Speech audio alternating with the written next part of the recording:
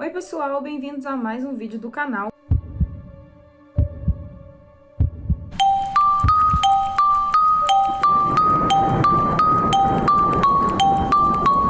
E no vídeo de hoje, é um especial de Halloween. Está atrasado porque eu ia gravar esse vídeo ontem, porém eu não tive tempo, tava na correria. Então vai ficar pro dia 1º mesmo, porque o que importa é eu trazer as histórias pra vocês. E aqui vou trazer mais relatos, e eu tô com um relatinho separado aqui, só que ele é longo. Então se o vídeo ficar muito comprido só com ele, eu vou postar só essa história. Vocês vão gostar, é um relato bem interessante. Se eu ver que dá pra colocar mais histórias juntos, eu coloco mais histórias. Mas antes de começar o vídeo, não esquece de deixar aquele like, se inscrever no canal, ativar o sininho de notificações para ficar por dentro dos novos vídeos. Eu vou estar deixando minhas redes sociais aqui também para quem quiser me acompanhar e ver vídeos diferentes. Sem mais enrolação, vamos para a história. Tio Akira, bruxo vingativo. Uma colônia dentro de uma área rural é formada por um coletivo de casas, cujos habitantes são funcionários de confiança responsáveis pelo bom andamento administrativo e operacional do sítio. Tínhamos várias famílias que ali moravam, inclusive tio Akira, que morava em uma casa maior e um pouco mais afastada das demais. Todos os moradores da colônia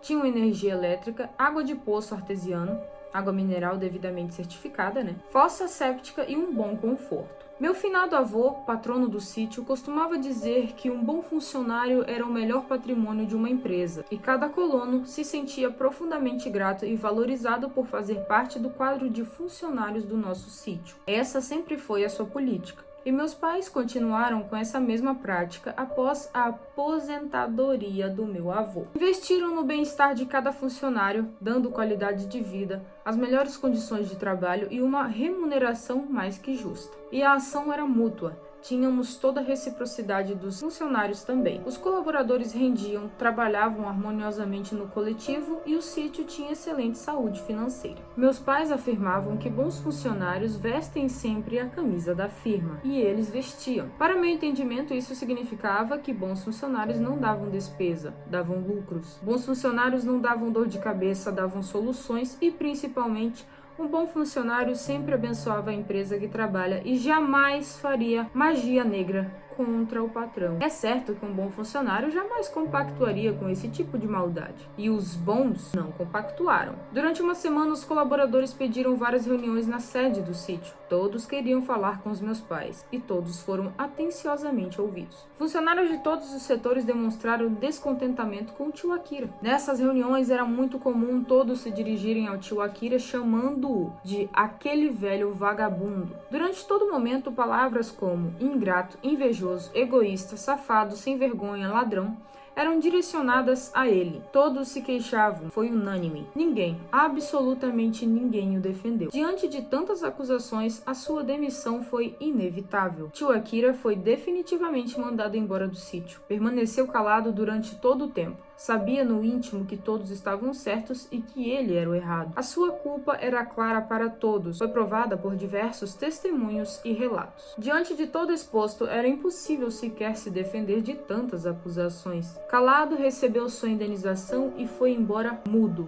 em total silêncio. Qualquer cidadão comum recomeçaria sua vida em outro local, trabalharia e tiraria seu sustento do próprio suor. Cresceria dignamente, aprenderia com seus próprios erros e evoluiria como ser humano. Seria o normal? Seria o comum? Seria o certo a se fazer? Mas o tio Akira era diabólico. Era o mal encarnado. Era constituído por ódio em sua essência. Era alimentado, movido por inveja, cobiça e ganância. Jamais sairia por baixo. Jamais. Tio Akira era um bruxo. Sua obsessão em nos destruir é o que motivava a viver. Seu plano de vingança iria começar. Contou para parentes em comum que enquanto não nos destruísse, não iria sossegar. E que para isso acontecesse, não se importaria em vender a sua alma ao diabo. E foi isso que ele fez. Buscou nas forças ocultas e no obscuro. Buscou na magia negra tudo o que pudesse nos prejudicar e nos destruir. E assim foi. Maldições foram rogadas. De repente, o alcoolismo começou a rodear nossa casa. E como toda maldição, atacou em cheio o pilar mestre do nosso lar. Atacou meu pai.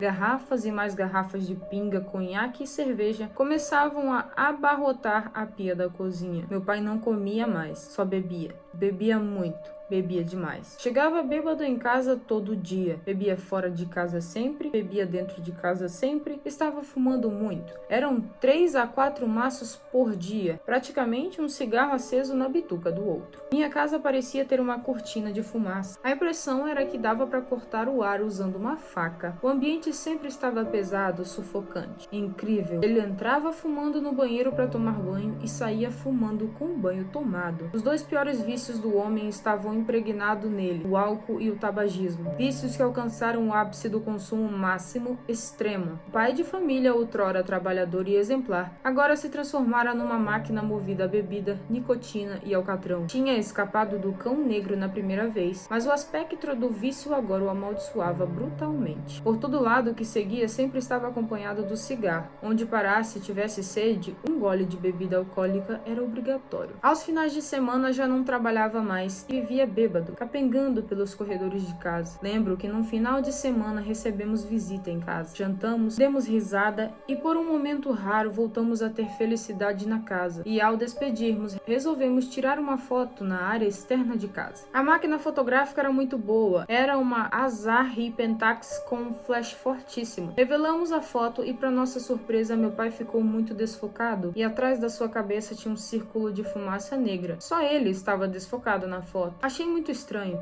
todos sorrindo, falando o famoso bordão X pra foto e meu pai desfocado com um rosto estranho, meio angustiado. E aquela fumaça escura ao seu redor, sinistro. Nessa noite ele não tinha bebido, comeu bem até, parecia estar muito feliz. Meses depois veio o maior baque da minha vida. Meu pai foi diagnosticado com câncer. Como o relato não ficou tão grande, eu vou estar trazendo mais uma história pra juntar nesse vídeo, tá? Então vamos lá. Minha família materna, em sua maioria, nasceu com um dom, se é que se pode chamar assim. Desde muito pequena eu ouvia vários relatos, mas o que mais me marcou foi o que ocorreu em casa com minha irmã mais velha. Ela tinha 11 anos. Na época, minha mãe e meu pai ainda viviam juntos. E eu tinha uns 5 ou 6 anos. Lógico que não lembro, mas tenho às vezes nítido na minha mente toda a história. Meus pais estavam trabalhando e minha irmã cuidava de casa e de nós. Então, o lugar onde vivíamos era tranquilo. Naquele tempo, nos anos 80, era quase 7 da noite, estávamos todos limpinhos e arrumadinhos. Nossa casa era de altos. Subimos para fechar a janela do quarto de cima. A casa era de madeira e lembro que para fechar essa janela era preciso subir na cama. Minha irmã subiu e do nada apareceu um homem todo ensanguentado com roupa branca e chapéu branco, camisa vermelha por baixo do blazer branco e era um homem negro. Estava flutuando, não pisava no chão. Falou algo para ela que até hoje eu não faço questão de saber o que era. Corremos para a parte inferior da casa, depois para a rua. Lembro que gritamos muito e ela ficou desesperada, até que uma vizinha ficou na frente da nossa casa conosco, até que nossos pais chegassem. Minha mãe sempre foi muito braba e, lógico, ficou possessa por estarmos na rua e com a vizinha. Meu pai era muito mais tranquilo. Mas desde esse episódio minha irmã mudou. Saiu de casa no mesmo ano, morou na rua, se envolveu com drogas, foi presa por diversas vezes na antiga FEBEM. Aos 17 arrumou um marido, que era do meio também, engravidou. Minha mãe não gostava dele e levou a minha irmã num terreiro para separá-los. Lá descobriu que o tal homem que apareceu para minha irmã na verdade era a entidade Zé Pilintra, que foi enviado para minha mãe, mas como ela tem o corpo fechado, pegou na minha irmã. Foi um trabalho para minha mãe cair no mundo, se prostituir, beber, se drogar, enfim. O pai de santo lá falou que só não foi pior por conta de um crucifixo que meu irmão, bebê, tinha no pescoço. Minha irmã não teve mais sossego, separou do marido depois desse trabalho e viajamos para outro estado para melhorar de vida. Mas os patrões não quiseram ela lá, na fazenda onde fomos morar. Minha irmã voltou para Belém, foi presa outras vezes, arrumou um outro marido que a maltratava muito, agredia de todas as formas, até que um dia ela o assassinou degolado. Desse crime ela não foi presa porque os familiares do rapaz ficaram ao lado dela, não deixando ela ficar presa. A última vez que foi presa foi por conta de um assalto no ônibus. O cara roubou a todos. Quando chegou na vez dela, ela desferiu uma facada nele, sendo presa por 1 ano e 6 meses. A última vez que falei com ela, aos 34 anos, minha irmã cometeu suicídio, deixando, não sei ao certo, mas 2 filhos que pelo tempo devem estar na maior idade. Perdemos o contato total. O primeiro filho dela nós criamos, mas também se envolveu com drogas e foi morto pelo amigo com um tiro no estômago. Ainda não sei como agir. Quando penso nela, só consigo sentir impotência, sensação de vazio. Não é porque morreu, mas era a minha melhor irmã. Um enorme coração. Generosidade devia ser o nome dela. Ainda dói muito a morte dela. Detalhe, ela morreu em maio e nós fomos saber da morte em julho daquele ano. Vamos para mais um relato. Quando criança, eu e minha irmã tivemos que ir para um orfanato. Foi a única opção que minha mãe teve para ela poder trabalhar, já que estava muito difícil de criar 7 filhos sozinha, pois meu pai havia falecido e ela precisou